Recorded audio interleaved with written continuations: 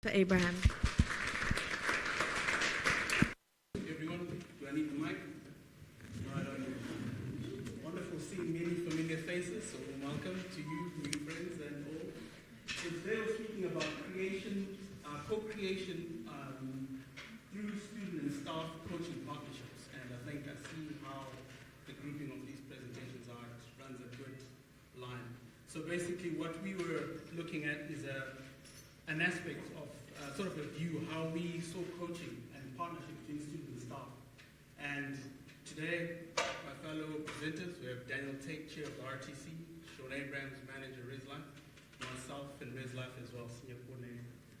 So we'll begin with some definitions of what coaching is and some that are related to higher education.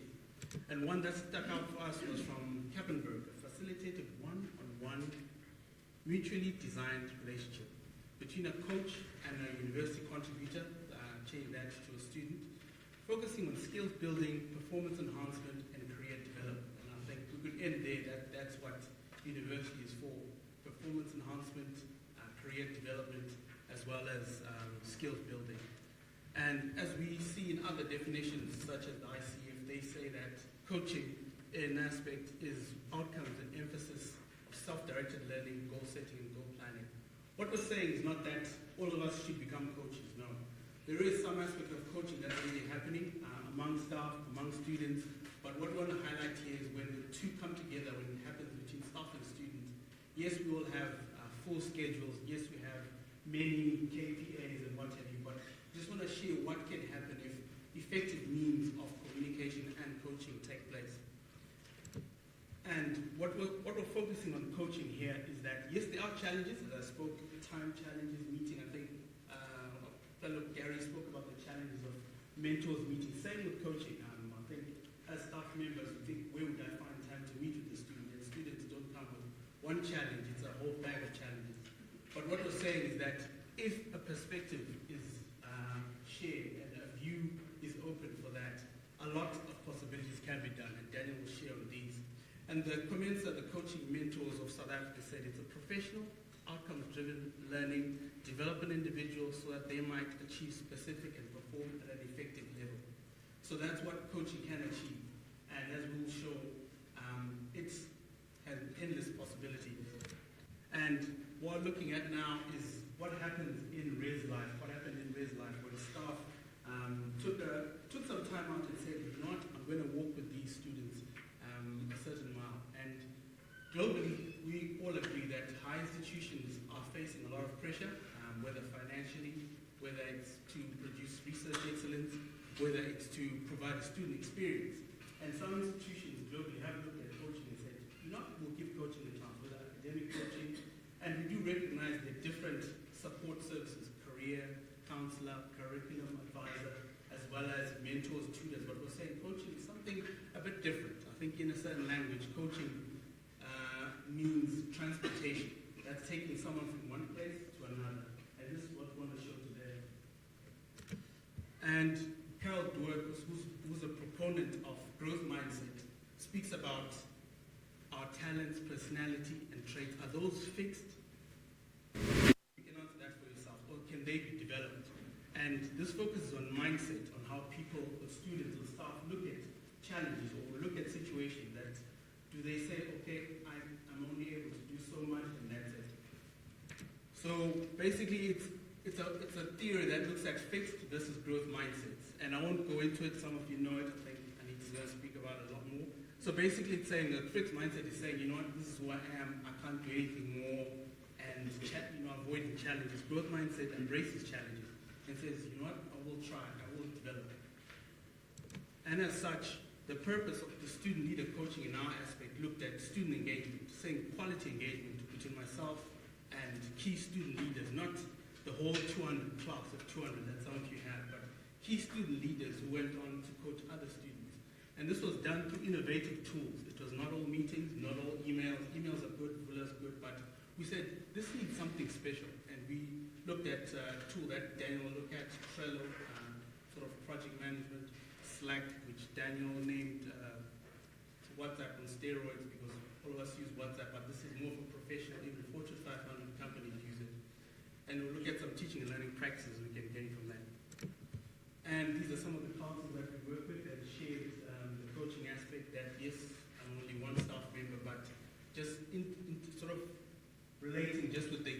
or just the chairperson, who goes on to influence them? Yes. And then there's a Kaban method that was looked at. That's how it sort of speaks about how we process visual information six times faster than we process text. And that's like a tool we used. And yeah, and some of the questions is, when was the last time you got some coaching? And of course, at the end of the semester, you look back with your students and look at what was achieved, which Dan shared. Awesome. Thanks, Frank. Good afternoon to you all. My name is Tate, and I'm a second year student at UCT and currently chairperson of the Resident Students' Council, as I mentioned. And I'm going to be giving a student perspective on all of this, on student-staff partnerships and leadership, and particularly on how students can draw on the experience of staff to enable them to perform better and to better improve the lives of other students. So this is basically how I would like to see student-staff partnerships. An empowerment factor that can exponentially increase your rate of progress and learning through drawing on experience that is not your own. So the effect of this thing here is that students can hack life. Through engaging with staff and drawing on experience that they actually haven't lived, they can learn things that they haven't experienced, and in that way fast-track their learning and better improve the lives of other students in the process of doing so. And that's been very, very successful for me. It's also been very successful for my council. So the Resident Students' Council is a council of about 20 academic representatives from each house committee. They are full-time students. They're each house committee members themselves. They're very busy students. And RTC is voluntary. It's a supplementary budget. Yet, last semester, we had 4 hugely successful events with over 500 students coming to our events, academic events, from over 15 residences. And we had events such as here, the tutor inductions, where we trained over 200 tutors in the residence community. Then we had the pitch, where we had 6 student entrepreneurs presenting their business ideas to a panel of judges. And then finally, the maths tutors workshop, where we brought 60 tutors into one room to help students with their exams, particularly resident students. And I'm not tooting my own horn here. I'm not tooting the council's horn here. The emphasis of all of this is that it wasn't us who did this so much as student-staff interactions that did this. Because we could not have done this without staff support. And particularly through what I'd like to call the pyramid model, where it starts from the top down. So in our case, it was Residence Life that helped us to start Residence Life right at the top there. It then went down to top student leadership, in my case, the council's executive, and they transferred their experience and learning to us. We then transferred it to the broad student leadership, the full council. And in that process, the council was then able to assist the entire residence community. So as Frank said earlier, we can start with a handful of people at the top, and we can expand to several thousand at the bottom. The resident community is 7,000 people. And as cliched as it sounds, cliched terms are cliched for a reason. Communication is important. And I'm not talking about conventional tools here, because I think they should be prioritized. I'm talking about the more effective tools. So email, Vula, they're important, that's great. Face-to-face meetings, even more important, even more useful. But time is limited and they can be overused. So what I see as the way forward, and what Frank and Sean will mention later on, is online project management. Tools such as Trello, such as Slack, which help us to engage with others without physically being present. Help us to organize things online. So if you look at a Trello board over here, you can see the to-do, doing, done lists. It's very simple. It's all online. All the stakeholders can see this. And so we can track each other's progress and we can find out how we're doing and organize effectively from our own residences and homes. I'm going to hand over to Sean. Time is upon us, so I'm going to zip through this. Our next steps, if you look at the coaching possibilities in residences, is to say, if we were to take our leadership cohorts and understand their strengths, what are their pattern of strengths? So there's a definition there that I'm not going to go into now, but we're using this as a framework to map the signature strengths, first of our residents, mentors, and tutors, through this kind of framework here.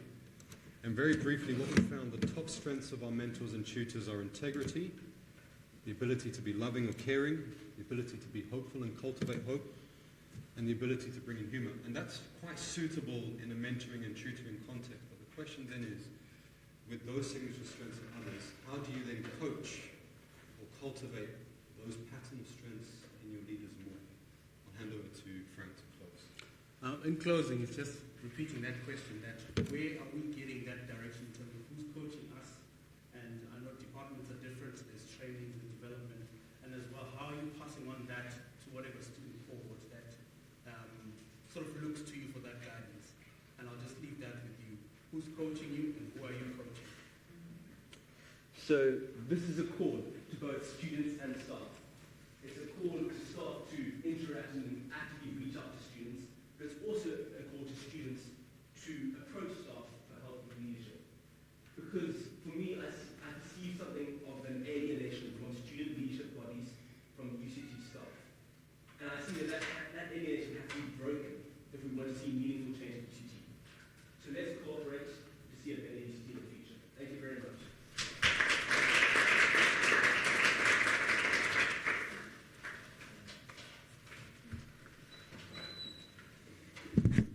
Okay, folks, we have 1 or 2 minutes for questions. While we're taking questions for the group with us in front, can I ask if anyone's here to do an out-the-box presentation? Would you just come and load your presentation onto the desktop in the meanwhile? And I will try to both facilitate taking questions and supporting anyone who needs a hand behind me. Okay, so in the meanwhile, do we have any questions for our colleagues from ResLife? So we've had in this room today, we've had 2 talks on mentorship. And in addition to the 2 talks on mentorship, we've had a talk on coaching. And I'm just going to ask the presenters who presented on mentorship and coaching if they would like to either perhaps clarify the distinction between those things or to chat a little more about any of the key ideas about how mentorship and coaching might relate. Gary's going, no. Does that mean totally different, or does that mean I don't want to talk about it? Do you want to? I will pass this to Frank.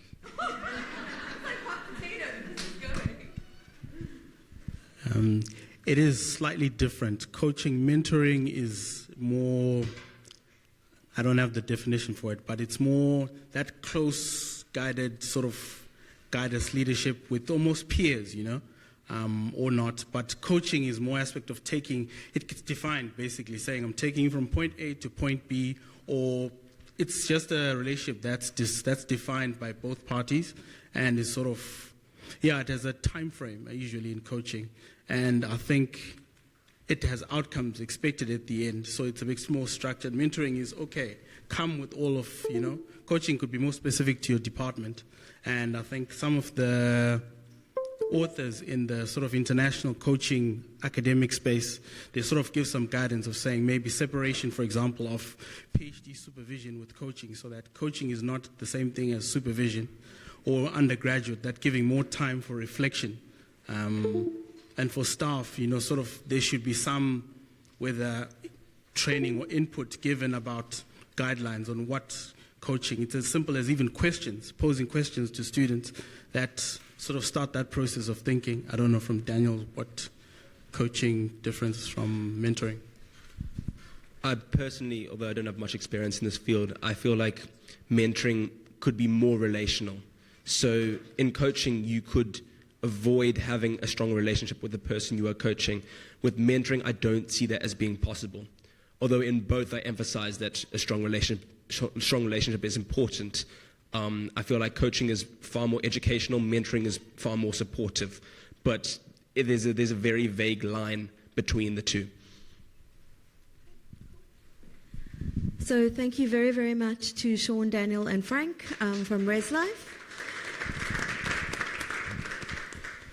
So having had the privilege of having contact both with the ResLife group and with lecturers, it's often one of those things where great things happen in both spaces and no one knows anything about either end, so except within those spaces. So thank you very much. Can I just do a very quick check? Is Dave Thompson in the room? David's not in the room yet. Okay, thank you. And then what we're moving into now, folks, is we're moving into our out-the-box sessions. The out-the-box sessions are billed as being a kind of very quick, very kind of like jump through a whole bunch of different ideas and different things. And the presenters are all usually people who are incredibly enthusiastic about their idea, because we've managed to persuade them to do 8 minutes rather than half an hour in academic time. So thank you very much to anyone who's